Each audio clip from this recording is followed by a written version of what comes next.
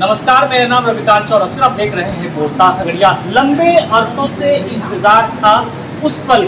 अगर बात करें खगड़िया के गौशाला कमेटी के संचालन समिति के लेकर जो चुनाव की जो प्रक्रिया थी, लंबे अरसों से वो स्थगित थी। किसी तरीके से जो है भगवान भरोसे संचालन हो रहा था, क्योंकि जिस तरीके से बड़ी संख्या में जो गायों की संख्याएं हैं और इस गौशाला की बात करें तो यहाँ के जो वो बुद्धिजीवी लोग हैं जो संचालन समिति या फिर जो गौ माता में आस्था रखते हैं, जिन लोगों के दान से जिस तरीके से गौशाला संचालित लंबे वर्षों से होते आ रहे थे और आज भी कई गाय हैं। और ऐसे में आज जो है जो इनके पदेन अध्यक्ष होते हैं एसडीएम खगड़िया अमित अनुराग के नेतृत्व में, आज उनकी अध्यक्षता में आज संचालन समिति की जो प्रबंधन समिति की जो 10 सदस्यीय कमेटी थी, उस कमेटी के बाद सर्वसम्मति से निर्विरोध तरीके से उपाध्यक्ष और इसके अलावा कोषाध्यक्ष और सचिव पद पर जो है चयन हुए हैं। लोगों को जिम्मेदारी दी गई है, क्या कुछ जो है परिणाम है वोटिंग के?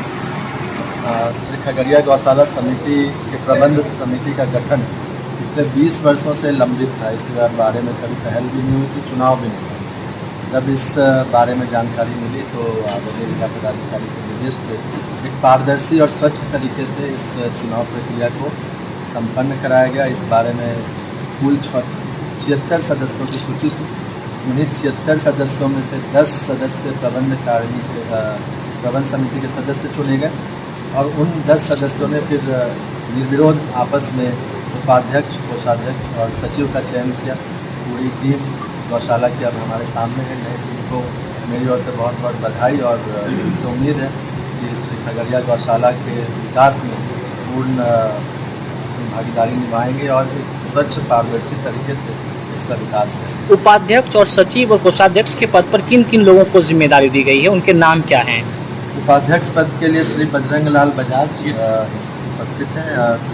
सचिव पद के लिए श्री प्रदीप दहलान जी, वो भी हमारे बीच ही हैं, और कोषाध्यक्ष श्री नरेंद्र कुमार गोयनका ये हैं। और इसके अलावा मैं एक बार फिर से 10 कार्यकारिणी के जो सदस्य हैं प्रबंध समिति को उनका नाम बता देता हूँ। डॉक्टर सज्जन कुमार पंसारी, श्री नरेंद्र कुमार गोयनका, श्री प्रदीप कुमार दहलान, श्री पुरुषोत्तम अग्रवाल, श्री कौशल किशोर सिंह, श्री प्रदीप कुमार खेड़िया, श्री बजरंग लाल बजाज, श्री सत्यनारायण अग्रवाल, श्री नवीन तुलसियान और श्री त्रिभुवन केडिया। तो ये 10 प्रबंध समिति के सदस्य और 3 कुली के बीच से उपाध्यक्ष, कोषाध्यक्ष और सचिव, और गौशाला के पदेन अध्यक्ष के रूप में मंडल पदाधिकारी। तो हम लोगों का भी ये दायित्व है कि हम लोग मिलकर गौशाला के विकास में अपनी भागीदारी से देखते हैं। आप जो जिम्मेदारी मिली है, जिम्मेदारी को कैसा दिखते हैं? जिम्मेदारी ईमानदारी से उसका पालन किया गया। गौ सेवा में सबका सहयोग लेकर जो भी काम रुके हुए हैं, इसके विकास में जो भी संभव हो उसको बढ़िया से बढ़िया बनाने। हमारे साथ बजरंग बाबू हैं। बजरंग बाबू, आपकी जिम्मेदारी मिली है और क्या लगता है कितनी बड़ी चुनौती है इस गौशाला में जो है एक नई जोश गाँव जो है गायों की जो भी ट्रीटमेंट होनी चाहिए या उनके चारे की व्यवस्थाएं होनी चाहिए या सुचारू रूप से जो मेले का जो प्रबंधन होता है, कितनी बड़ी चुनौती है सुचारू रूप से चलाना? स्पष्ट रूप से मैं बताना चाहूँगा कि खगड़िया गौशाला बिहार में अगला स्थान रखती है और ये दिनादिन तरक्की पर ही आज तक रही है, और लेकिन तरक्की के लिए आसमान जो है हम लोग और इसमें विकास के लिए हर संभव प्रयास करते रहेंगे, जिसमें सरकार की सहयोग की अपेक्षा करेंगे, जनप्रतिनिधियों के सहयोग की अपेक्षा करेंगे, और आप जो हमारी थर्ड आई हैं उनके भी सहयोग की अपेक्षा करेंगे। और निश्चित रूप से हम लोग गौ माता की सेवा के लिए हर तरह से ईमानदारी के ऊपर कार्य करते रहेंगे, ये मैं विश्वास करता हूँ। कमेटी में आप जुड़े भी थे और लगातार आप सेवा करते भी आ रहे थे। अब जिम्मेदारी के साथ अब आपको काम करना है। अब क्या लगता है कि चारे की समस्याएं कभी आ सकती है इस तरीके से? कभी भी चारे की समस्या नहीं थी, न आगे आने वाली है। हम लोग का पर्याप्त फंड है और किसी चीज़ की कोई कमी नहीं होनी दी जाएगी। और अभी भी हमारे पास में 47,28,000 रुपया जमा है गौशाला के। सालों से 10 का 10 रखा पड़ा था और जो एसडीएम अमित अनुराग की ये पहल कैसे देखते हैं? इस पहल को जो आज बहुत अच्छी पहल हुई है और हम लोग चाहेंगे कि हमको जो है उनका प्रदेश अध्यक्ष का सहयोग बराबर मिलता रहे और गौशाला विकास के पथ पर आगे। देखते हैं लंबे अरसों के बाद 20 साल के बाद जो है आज संचालन समिति की जो है वोटिंग हुई, जिम्मेदारी दी गई, कैसे देखते हैं इस पहल को? अच्छी पहल है ये। 20 बरस से गौशाला का चुनाव नहीं हो रहा था। ये सबसे बड़ी मेरी उपलब्धि है कि मैं जो है 2.5 बरस में कसम खा के बैठा था कि सेवा के साथ साथ अब गद्दी छोड़ूंगा तो चुनाव करवा के छोड़ूंगा।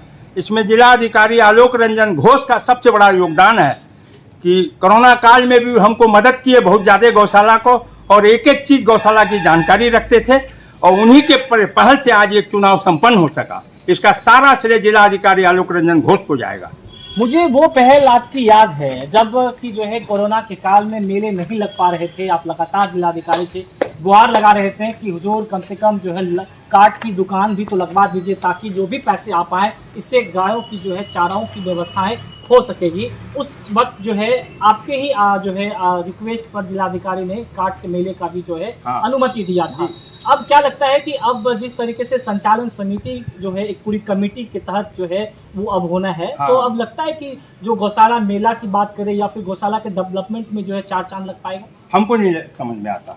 अभी लोग अपना करके दिखावे तो बात अलग है, हम इसको नहीं समझते हैं कि उस स्पीड से गौशाला अब चलेगी, क्योंकि वहाँ समय चाहिए। पशु के साथ स्टाफ 20 ठो, आपका 200 गाय है, आपको समय देना पड़ेगा वहाँ। मैं सुबह 4 घंटा, शाम 4 घंटा जो है मैं समय देता था, और जब हमको प्रॉब्लम हुई मैं जिलाधिकारी से आके मिला, इन्होंने हमको हर रात में 9 बजे भी हमको रिस्पॉन्स दिया। आपको क्या दिक्कत है बोलिए। मेला कोरोना काल में पूरे बिहार में कहीं नहीं लगा, खगड़िया जिला का पहला मेला है, सोनपुर नहीं लगा, लेकिन डॉक्टर आलोक रंजन घोष ने गौशाला के हित को देखते हुए मेला लगा और 30 लाख रुपया उस मेले से आया। आज मैं फंड छोड़ रहा हूँ 45 लाख रुपया गौशाला में, आज के बैंक अकाउंट में 45 लाख रुपया है। बिल्कुल जो है देखिए, अब ये आने वाले कल में देखने को मिलेगा आखिरकार कितना क्या कुछ जो है डेवलपमेंट हो पा रहा है इस गौशाला समिति की। बहरहाल अब तक इतना ही।